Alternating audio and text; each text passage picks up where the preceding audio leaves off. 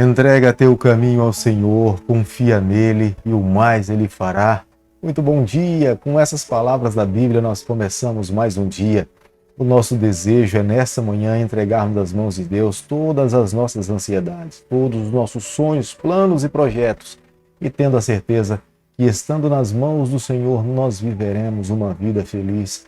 Quero pedir ao Eterno nessa manhã que visite o teu lar e esteja aí na tua companhia. Que todos os teus planos hoje na presença dele possam ser concretizados. Deixo com você, nessa manhã, uma parte da palavra do Senhor do livro de Salmo, capítulo 119, o versículo 105, onde a Bíblia diz o seguinte: lâmpada para meus pés e a tua palavra e luz para o meu caminho. Salmo 119, versículo 105. Nós conhecemos muito esse versículo. Nós queremos que a palavra de Deus seja luz para a nossa vida, ilumine a nossa trajetória, que a cada dia que vivamos, possamos viver na presença do nosso Deus, recebendo as bênçãos dele sobre a nossa vida. A cada dia nesse canal nós estudamos um capítulo da palavra do Senhor.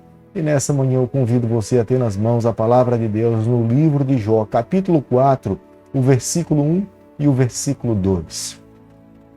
Então respondeu Elifaz, o temanita, e disse: se intentar alguém falar-te, enfadar-te-á, quem todavia poderá conter as palavras?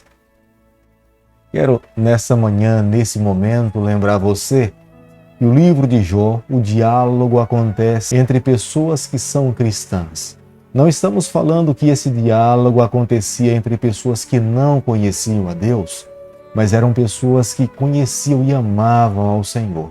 Na verdade, o teor e o nível do diálogo entre essas pessoas nos levam a entender que eram pessoas extremamente conhecedoras da filosofia. Eles sabiam a respeito de Deus, mas tinham também conhecimento a respeito do sofrimento humano, das experiências humanas, e o diálogo que acontece entre eles é extremamente enriquecedor para os dias que nós estamos vivendo. Elifaz, no momento em que ele tem a responsabilidade de abrir a sua boca, depois que Jó, por um período de 7 dias, se manteve calado, ele expressa um extremo conhecimento a respeito do sofrimento humano. Ele declara que o sofrimento humano é resultado do pecado em nossas vidas, mas na sua fala falta um pouco de calor humano, falta um pouco de empatia com aquele que está sofrendo. Ele faz aquele, representa aquele tipo de pessoas que sabe de onde advém de fato o sofrimento humano, mas ele não apresenta a Deus como sendo a solução para as nossas dificuldades. Ele não apresenta a Deus como sendo um pai de amor compassivo, que sofre com os seus filhos quando estão passando pelo vale da sombra da morte. Ele não é aquele pai que olha distante e contempla um filho sofrendo, mas é aquele Deus de amor que desce ao nível dos seus filhos, toma nos seus braços e os carrega nos momentos difíceis da sua vida. Ele faz no momento em que abre a boca e começa a conversar com o Jó e com os seus amigos, ele fala que a sabedoria que ele tinha para poder falar do conhecimento que ele tinha recebido era a revelação divina e através também da experiência da sua vida. É por isso que ele faz afirmações diretas a Jó. Ele fala que Jó deveria confessar os seus pecados, abandonar os erros que ele tinha cometido na sua vida e, consequentemente, a bênção de Deus voltaria para a sua família. Na verdade, o que ele falava para Jó, para algumas pessoas até poderia ter validade, mas não era a experiência de Jó. Jó era um homem íntegro, Jó era um homem puro, Jó desviava do mal. Não era por causa dos pecados que Jó estava sofrendo. De fato, Jó era íntegro. Embora Elifaz fizesse comentários até saudáveis, mas ele faz 3 declarações que nós precisamos avaliar nessa manhã. A primeira delas, ele estava dizendo que um ser humano íntegro, ele não passa por sofrimento. E isso não é verdade. Segundo, aqueles que estão sofrendo como resultado dos seus pecados. E terceiro, se Jó estava passando por todo aquele sofrimento, era resultado da mão de Deus sobre a sua vida. Os seus outros 2 amigos também acreditavam que todo o sofrimento que ele estava passando era resultado de todos os pecados que ele já tinha praticado na sua vida. Se ele confessasse os seus pecados a Deus, abandonasse a vida errada, Deus voltaria mais uma vez a abençoar a sua pessoa. Elifaz, ao abordar Jó, ele supõe que as suas palavras pudessem magoar o seu amigo Jó. Por isso que de antemão ele já pede desculpas para Jó. As declarações que ele faz para o seu amigo Jó, partes são verdadeiras e partes são falsas. A parte verdadeira é que quando uma pessoa de fato está envolvida no pecado, no final da sua vida ou na sua trajetória, ela terá que arcar com as consequências dos seus pecados. Deus não irá permitir que alguém um dia receba a salvação se essa pessoa não viveu uma vida justa diante do Senhor.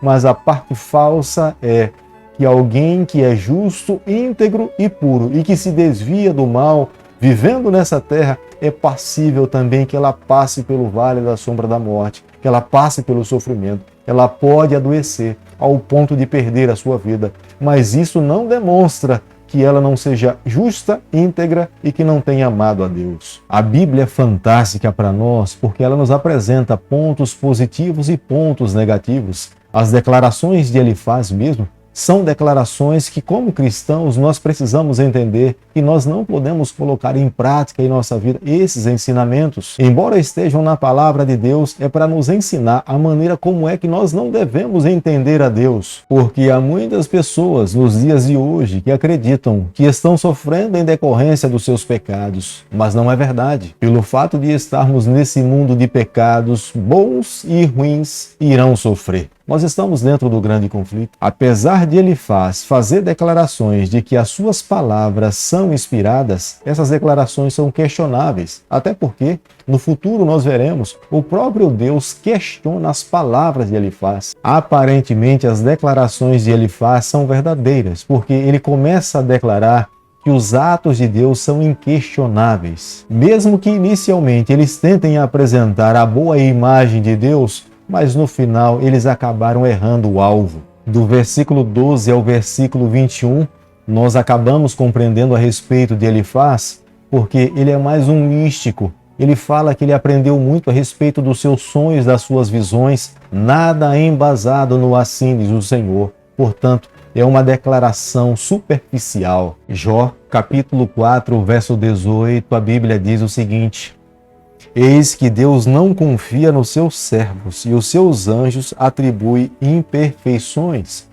Veja que as declarações de Elifaz é dizer que os anjos que servem a Deus, eles cometem erros, eles cometem falhas. Portanto, nós deveríamos ser cuidadosos em construirmos um conhecimento a respeito de Deus, a respeito de questões espiritualistas. Nós não poderíamos construir uma teologia saudável em cima das declarações de Elifaz. Querido amigo, nessa manhã, ao concluirmos o estudo do capítulo 4 do livro de Jó, eu e você, nós precisamos chegar à seguinte conclusão: cada um de nós precisamos fazer uma entrega a Deus da nossa vida de forma sem reservas.